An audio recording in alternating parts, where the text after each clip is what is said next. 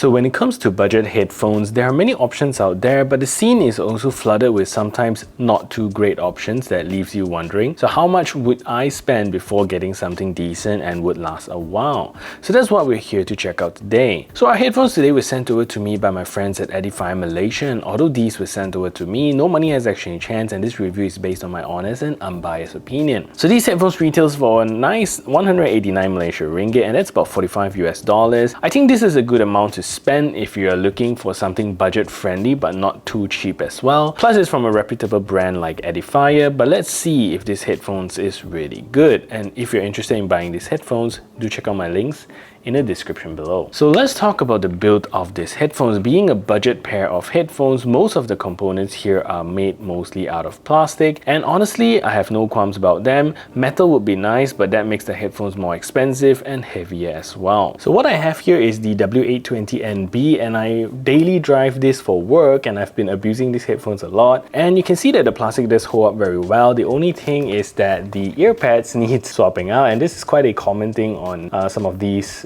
ear pads here, but this is very easily replaceable, so no problems there. So with the WH500, we're getting a little bit more of a powdery finish to the plastic here, and although the headphones are light, it feels really sturdy and strong. And one thing I noticed is that stretching it feels okay, but you do reach a point which is like somewhere around here where you feel it's okay, but it might break. So honestly, I wouldn't abuse them too much, but you know, if you would put this over a head like this, it wouldn't even fit very well. So I think for most use cases, they work pretty fine. So with the headband on top here, there's nothing much going on, no logo on top here as well, and on the underside here you're gonna get a very nice foam pad that's really comfortable, and it's wrapped in this nice faux leather. And at the bottom here, stuff are pretty basic, and you get the nice left and right fonts around the band here as well. So being a budget headphones, the extension arm here is also made of full plastic and extends quite a bit, and it's clicky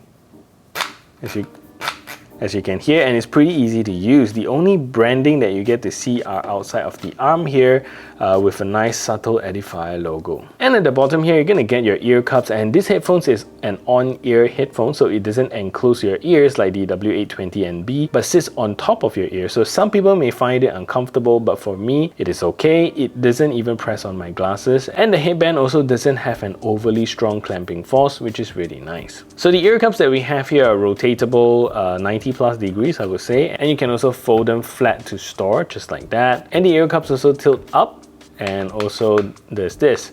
So there's quite a lot of adjustment going on here to fit most head shapes. Finally, the ear pads here are also extremely soft and very comfortable to use.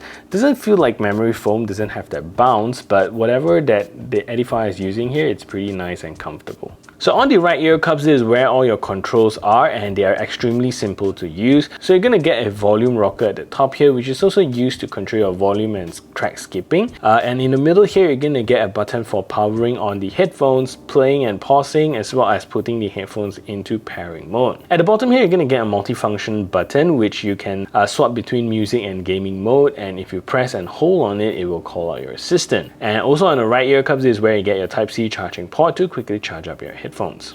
So speaking of charging the headphones come with a sweet 40 hours battery life when used at a medium volume level, and the headphones takes about 2 hours to fully charge from empty, and that's not too bad considering the 40 hours battery life. So also you're gonna get quick charge on this headphone, so 10 minutes of charging will give you about 6 hours of playback time, which is superb if you use this on the plane and you know you want to give it a quick charge. And from my test, a comfortable volume level starts at around 40%, which is pretty normal, and that also means you can use these headphones at a super low volume at night before bed. So there is also a safe volume mode that you can toggle inside the app, but without that on, I feel that the headphones doesn't get too loud as well, and I can play them at 100% volume for long periods of time with no problems. So I would think for those that like your music loud, then these headphones definitely won't do it for you.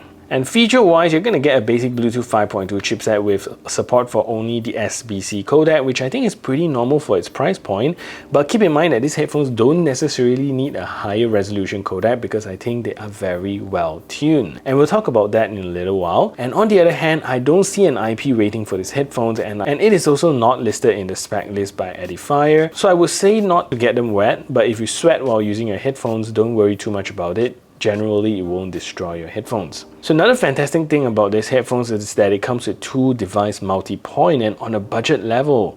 So definitely a feature that even more expensive headphones do not come with, so that's really quite cool. And lastly, based on the jacks that you have here, there's no way to use your headphones plugged in since there's no 3.5mm jack here, so this headphones is fully Bluetooth only. So when it comes to the app, you're gonna get a nice Edifier logo in front here, and if you like looking cool with this headphones, the black one that is featured here in the lime green logo is absolutely beautiful. But the thing is that the app doesn't reflect the color of your headphones that you buy, as well as the one inside the app, so it loses that personal touch. So here you're going to get your battery percentage, which is really nice, and it also has the safe volume logo on. So if you turn it on, it will show green color, and if it's not, it's black like this. So swiping to the next page, this is where you're going to get your sound effects tuning, and you get to choose between the classic or as well as the dynamic mode. And here you can also customize your EQ, but I notice always with the Edifier app, whenever I'm recording my screen, it doesn't work. I'm not too sure why, but if you don't record screen, everything works just fine. So inside here, you're gonna get your 4-band EQ and also a Q factor control, which I believe was pioneered with the NeoBuds Pro, which was launched. So in the next page itself, this is where you're gonna get to choose between the 2 different modes. You get music mode and gaming mode.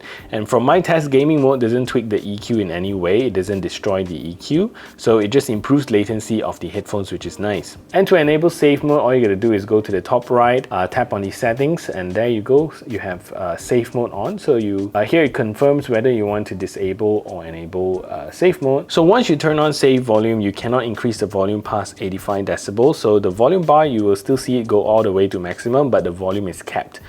So that's very good if you don't want to destroy your ears. So that's pretty much all the features you get with the Edifier app. So I just want to add on to show you that clicking on the different EQ modes here does work. And if you go into customize here, this is what I was talking about. You're going to get your 4-band EQ as well as the Q factor adjustment. So those are some of the things you get. But funnily, if I'm recording screen, it just doesn't work. So the sound signature of these headphones is very typical to what Edifier is used to delivering. Even without any high-end codecs like aptX, LDAC, or AAC, this is a sign of a really well-tuned headphone. So with the default EQ, what you're going to get is a very polished sounding headphones and vocal potentials. The one frequency that is not as prominent is the bass. It feels a little underwhelming for those who enjoy heavy thumping bass, so if that's you, then this is the headphone to stay away from. What it gives you is a very subtle bass note that you will hear that is there but doesn't overpower any other things. So when it comes to the mid-range and vocals, clarity is great with this one, and any music you throw at it gives you very good vocal reproductions. This is the headphone that does it properly good. Also, when it comes to the highs on this headphone, it doesn't disappoint as well. All the high notes are controlled really well without it feeling muddy or distorted, and even when I play them at maximum volume, they still manage to hold up very well without cracking. So pretty impressive stuff there. So this is a test to see if the Edifier WH500 is a good headphones for making phone calls. So this is me speaking in a relatively quiet environment, and this is the call quality that you can expect. So what I'm going to do now is to turn on a simulated background noise so you can hear a difference. So now there's a simulated background noise playing in the background, and this is the call quality that you can expect from this headphones. So what do you think of the call quality? Let me know in the comment section down below. So testing the latency performance for both music mode and gaming mode, they sound surprisingly low latency even in music mode. So switching it to gaming mode does improve the latency a little bit, but overall when gaming in PUBG, especially in real time, you don't really notice any latency, and watching videos and movies on YouTube or Netflix feels nice and fast as well. So anyways, let's take a look at the latency performance of these headphones. Game mode.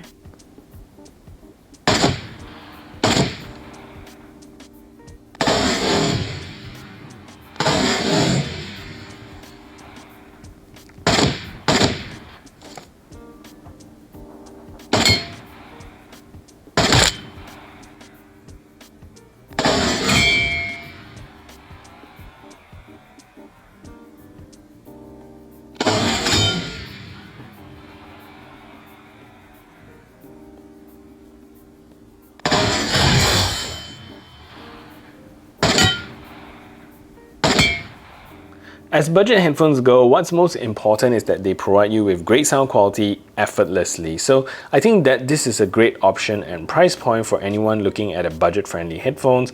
Don't go too budget that it gives you a very terrible experience, waste your money, but I think something around the $40–50 price range is a good place to start. So that is it for this review. If you find this video helpful, smash that thumbs up button, share this video everywhere, and if you haven't yet subscribed, do consider subscribing, and I'll see you in the next video.